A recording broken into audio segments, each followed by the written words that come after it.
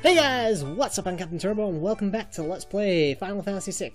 Last part we took on what I consider to be the hardest boss in the game, the Goddess. Maybe... yeah, actually I would say she's the hardest boss in the game because of some of her attacks. There's probably a better strategy than the one I was using, but thankfully I did manage to get past her in the end. As you can see, Excalibur isn't all that good for my current party members.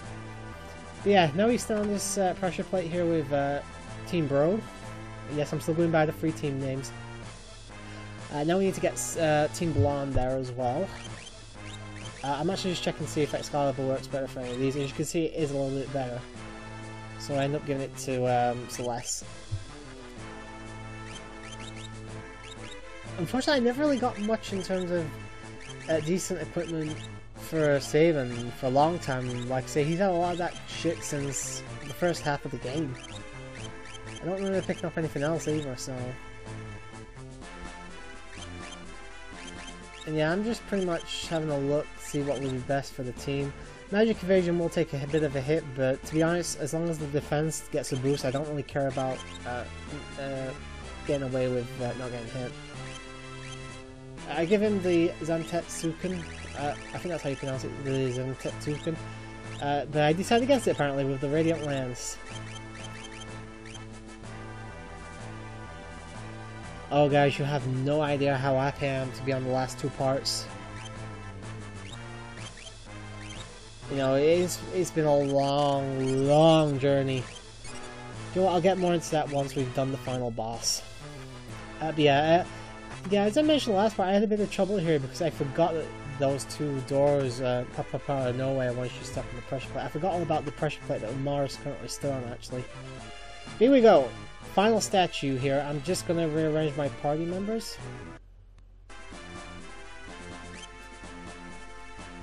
And here we go. Final boss before the final boss. So that would be the penultimate boss. This one, not exactly a cakewalk, but so much easier than the Goddess. The Goddess kicked my ass so badly, but here's the thing, I have my main team here. We'd have to actually try and lose this fight. We have all my hard hitters right now. We couldn't be more overpowered if we try. Look at that, everyone is at least hitting for nearly 4,000, roughly 4,000. The only one that didn't was Edgar, and he still got about 38,000. Alright, showing off here, trying out Raging Fist, because we haven't used it in a while. Using the chainsaw again. Yeah, this is not going to be any issue whatsoever. I don't know what that skip was, because I know for a fact I didn't die there. I know for a fact I did not... I'm almost certain I did not die in this boss at all. You know, the Goddess kicked my ass, but this one was a complete cakewalk.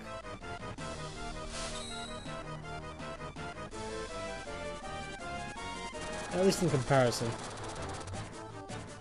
Unfortunately, we are beginning to miss now. Reverse polarity will pretty much put your team in the opposite formation. Or I should say, Edgar was in the back, he's now in the front, and the other three who were in the front are now in the back. Unfortunately, if you want to mix that around, you're going to have to...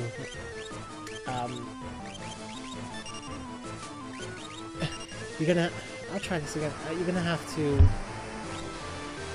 do it yourself.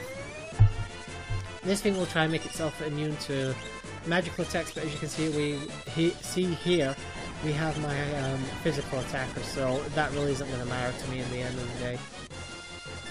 It does have a lot of health points, but as I said, no issue whatsoever. Blitz will always hit, and Edgar's thingy attacks seem to be hitting pretty well as a result as well. And Phantom Rush is hitting for at least 5,500 on average, so... in fact, more than that there, nearly 6,300.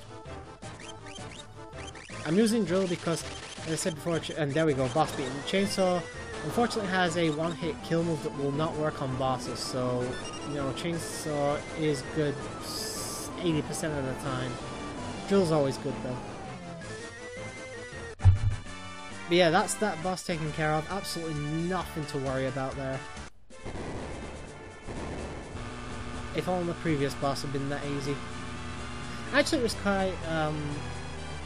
was quite therapeutic to go from such a hard boss to such an easy one. Or at least one I could kill without having to really stress myself over it. It was just really nice. Yeah, save point. Definitely use that.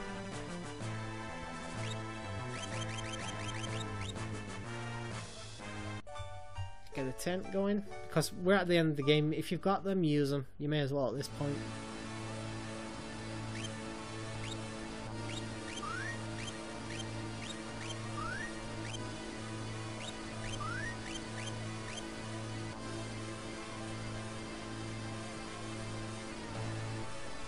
Alright. Sign is now there, so is saving, and we just need to get our final quartet there now. And we will be there momentarily. It took us a long time, guys.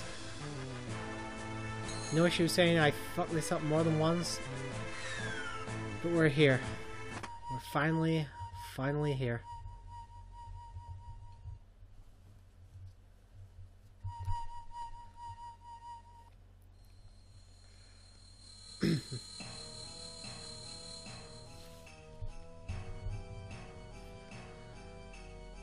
Here we go.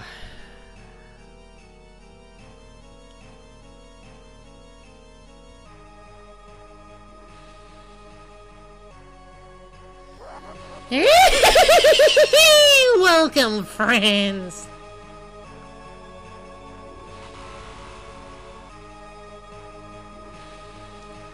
I knew you'd come, so I've been practicing my greeting.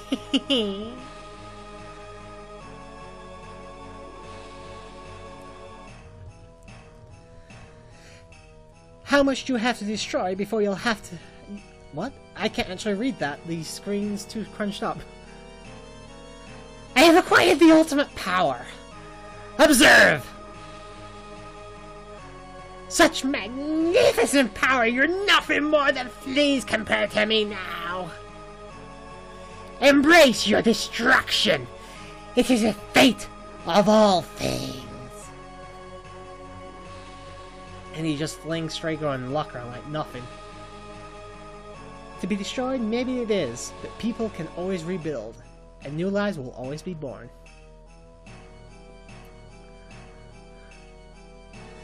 And time will destroy all those as well. Why do people insist on creating things that will inevitably be destroyed? Why do people cling to life knowing that they must someday die? Knowing that none of it will have meant anything once they do. How the fuck is Tara walking on there? I can't walk on there.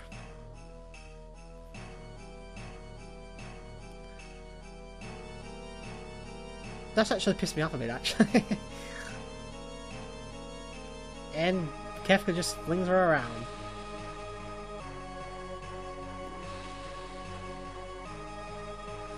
And did you all find your somethings in this broken world that just won't die?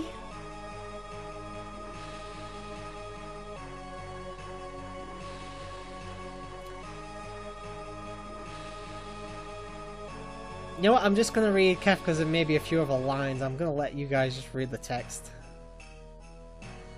Actually, I'll read it as well, just in case you can't see it. A wife and child who live on with me. A peaceful kingdom.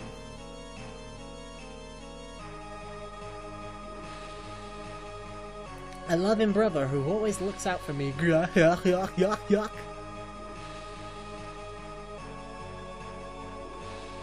yuck. Yuck. Someone willing to accept me for who I am. An adorable little granddaughter. An obnoxious grandpa who I couldn't live without. Wings from a dear old friend. New pals. Kupo! These people. All them. Blech. I wonder what Shadow says if you bring him. Oh, Go-Go for that matter. Blah! You people make me sick! You sound like lines from a self-help book! If that's how it's going to be, I'll snuff them all out! Every last one of you sickeningly happy little reasons for living!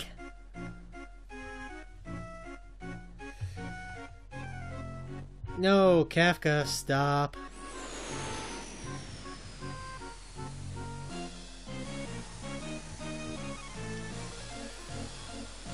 And yeah, Kafka's causing some pretty fucking big chaos here. I wield the greatest power in existence! You may as well be the dirt on the bottom of my boots, or the dirt stuck to the bottom of that dirt!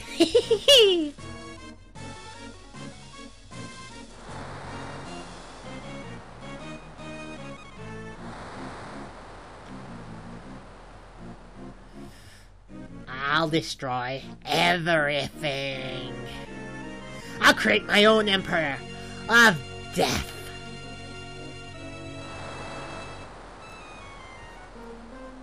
You can't destroy everything. It's like a bad episode of Dragon Ball Z, this. No! I'll destroy the entire world! There won't be anything left to dream about! We won't let you hurt any more people.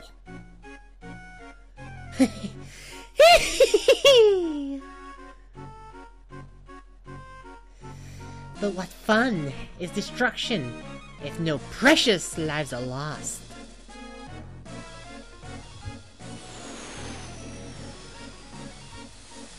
Yeah, I don't think there's going to be many precious lives lost there. You're just kind of hitting the water for the most part.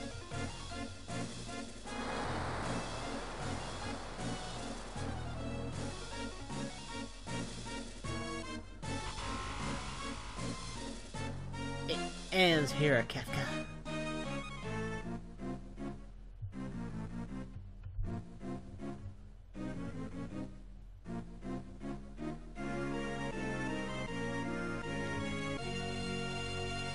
Okay, why is this not finished yet?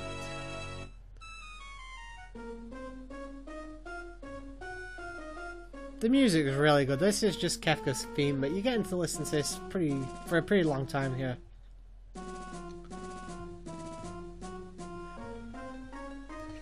I love doing the laugh, but damn does it hurt your throat.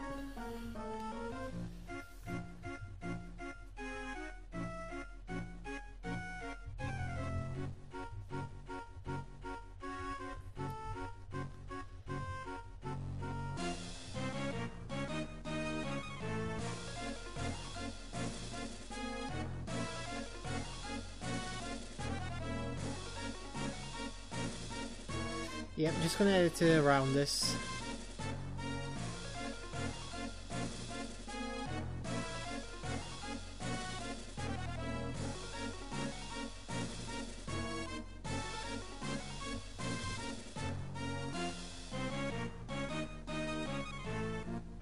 Alright, here we go. Alright, what you can do now is you'll be able to use certain characters once the battle transitions from one phase to the next if certain characters are locked out. So say you're using 4 members and 3 of them get knocked out, but you manage to complete one of the phases. Those 3 will be replaced with 3 more characters in this list depending on what order you put them in. Unfortunately, you can't switch out characters during the actual phase. So you've got basically 3 chances to use different characters here. And here we go. Final boss. Not gonna lie, this took me 2 tries. This is the 2nd attempt, by the way. As you can see here, I have my main party here. So I can dish out quite a lot of damage here with these guys. This form doesn't have too many magic attacks, but I constantly have Celeste use Runic anyway, just in case, because I remember doing that last year when I played the game. I just had Sabin and Celeste be my main two members for this fight, because Sabin was really fucking OP at this point, and Celeste was able to drain magic attacks, so the boss was actually a lot easier last year when I played it for the first time. I actually beat him on my first attempt. It took me 2 tries here. Reverse Polarity. Really don't want to have these guys in the back, and I really don't want Edgar in the front either. So yeah, I'm going to make it my job to get Celeste and Terra back in the front row. Sabin I'm not too bothered about, because I'm mainly going to have him use blitzes, and I don't need him to be in the front row to do those. You know, because I'll still do the same amount of damage I would have done if I was in the front row. Alright, Sapping Strike, it completely missed, thankfully. He doesn't do too much physical damage there by the looks of it either. But as you can see now, Celeste and Terra are back in the front row, which is really good. Having Celeste use Runic, using those elixirs now. I'm not going to get another chance, so get them used while you can.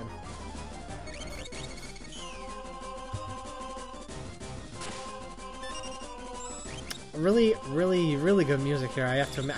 I've never heard this music before, so during both playthroughs I did before, I didn't have the music playing. And yeah, I'm pretty much just going to be spamming Phantom Rush with Sabin, because I don't really have any other attacks that are worth using here. Sapping Strike, I'm not actually sure what that does. Oh, actually I do think I know what that does. It basically works sort of in the same way as regen, in that each turn that you take, you'll actually lose health. Not a lot. In fact, I actually failed to notice it for a while. But it's definitely something you want to be wary of, because it can be quite a lot of... it can sneak up on you if you're not paying too close attention. We're going to use Drill here. As you can see, drilling right in the noggin. Keep using Phantom Rush. Not really a whole lot to say. This, I believe this boss has 4 phases. Obviously, each phase has its own unique attacking strategies and defense strategies and all that. This one is sort of a very easy type of boss. I mean, he has a couple physical attacks, a couple of different abilities and stuff, but he's really nothing really to worry about. You know, you'll be fine as long as you don't get too overconfident. You know, make sure you're always paying attention to what you're doing, and you know, you should be fine in the end. I mean, Shockwave here is going to knock out Edgar, but you know, we should be alright. Because we've just beaten phase 1. Unfortunately, we did lose Edgar, which means we've lost him for the majority. In fact, we've lost him for the rest of the boss here. We're going on to phase 2 now.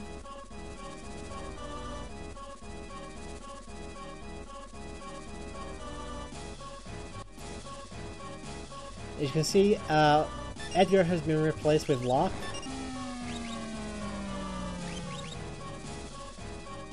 We want to get that completely fixed up, so we'll use a remedy to get rid of all the crap. This thing, I think this one has more magical attacks, so you know, you want to be careful here. It is in magic. I can't remember if it has offensive magic, like, you know, lightning, fire, and ice. I think it focuses more on. Well, okay, maybe I'm wrong. It has a, let's say it has a decent mix of both things like Imp and things like Fire, Ice, and Lightning. Locke still has that hit 4 times thing on him. I really wish I had swapped that out, but unfortunately I forgot when I went into this fight, and I save stated right at the beginning of the battle, so I couldn't do anything about it. Thankfully he will randomly just throw, because there are 4 different targets here, I believe. 3 or 4 anyway. This one doesn't, I don't think it has as much health as the previous form. It's definitely a little bit more tricky, because as I said, I think now is when he starts using more of the magical attacks. But again, if you have Celeste here, you should be okay. Using Dispel, but it's not going to be too much to worry about. Get Blitz going. And I just got a message on Skype. I hope that didn't pick up on the microphone. See what it's saying. Alright. Nothing to worry about, really. And yeah, this fucking thing wasn't useful at all during this Let's Play. In fact, it actually healed one of the bosses. Or one of the targets, I should say.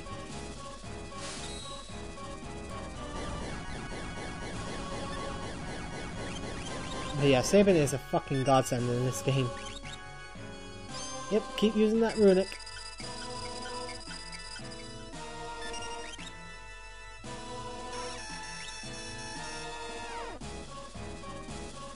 Does a decent amount of damage, but thankfully nothing we can't handle.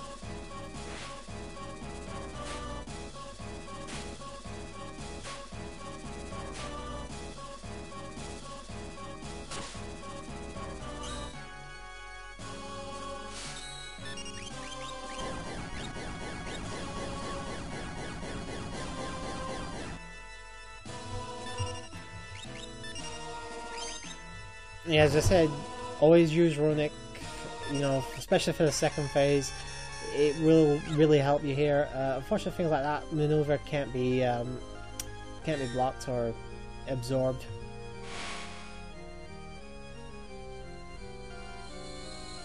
I got a bit of a decent chunk of healing there, so we should be okay for now. Venom Rush.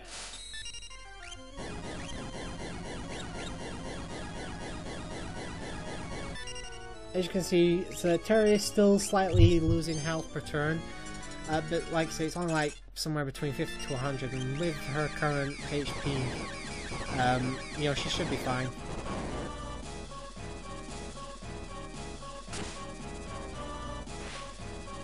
Flare Star, I remember this giving me a bit of an issue actually.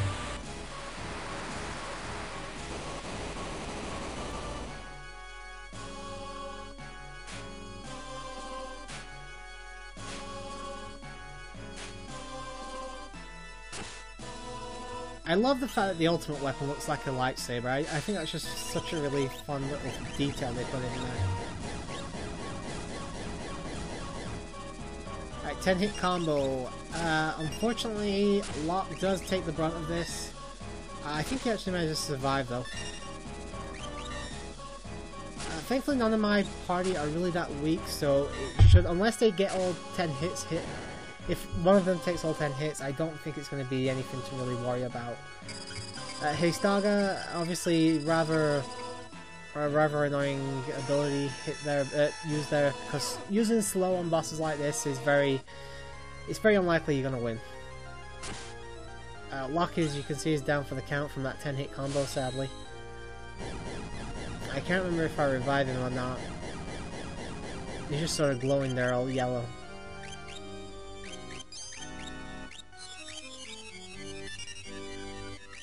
Unfortunately, thankfully we're not confused or anything like that.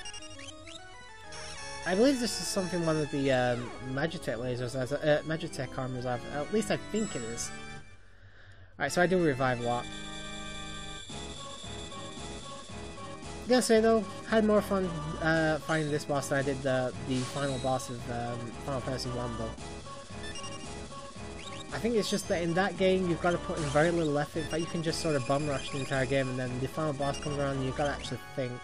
Where in this game, it's not as hard, it's not difficult or anything, but you definitely need to think on more than one occasion. And Locke is down for the count again. I wish he'd get his ass up and stay up.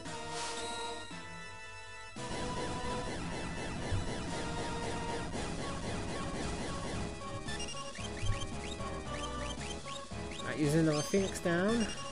As I said, by the end of the game and the end of this boss, I was pretty much out of everything, all the major stuff. You know, so I got pretty lucky with that on time, and anyway. Alright, Southern Cross, another pretty strong move, I think. Nah. Still managed to take out Celeste, sadly. But it actually does heal Terror up, so that's something good at least. Alright, Venom Rush. Obviously Celeste is still technically in this match because she's only zombified, she's not actually dead.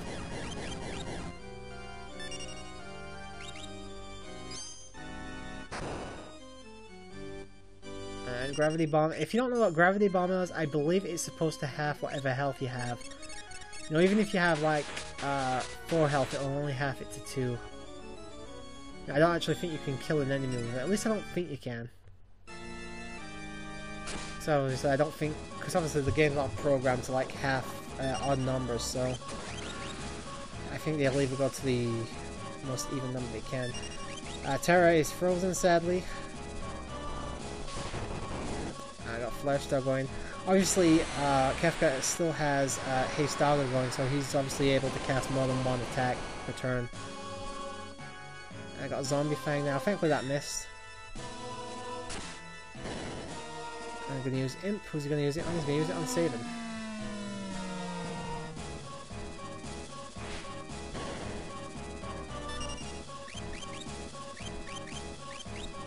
And obviously, Terra is, Celeste is my main, my main priority here to get back up and healthy. So, thankfully, we managed to avoid taking any damage there.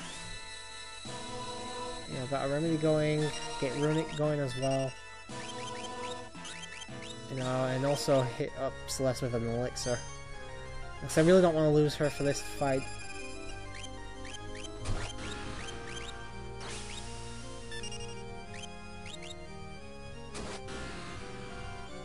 Yeah, this boss can actually take quite a while. Like I said, we've already been on it for about 10 minutes. Maybe a bit more.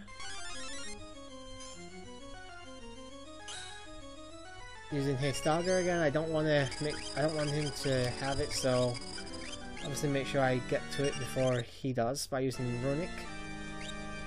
Right, using Raise, because I think, am I out of Phoenix Downs, or did I just want to see if I could get more health back for him? I can't remember. Right, Phantom Rush again. Obviously, I know it's kind of cheating, but you know, that 6,000 damage is always worth it.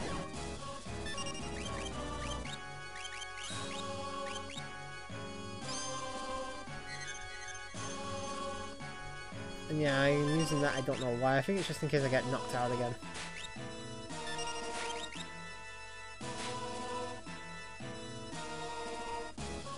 As you can see, considering how close we were to death a few minutes ago, and the fact that we have our party nearly at full power again, we're not doing too bad.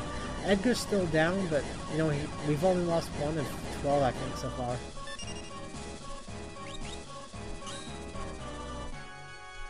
Let's say, as long as we can avoid getting hit with strong magical attacks, we should be alright. Also, I know I have Reflect Rings and everything going, but I also don't want to give him any health back, so obviously I'm trying to avoid doing that by using Runic. In case you're wondering why I have both Runic and Reflect Rings going.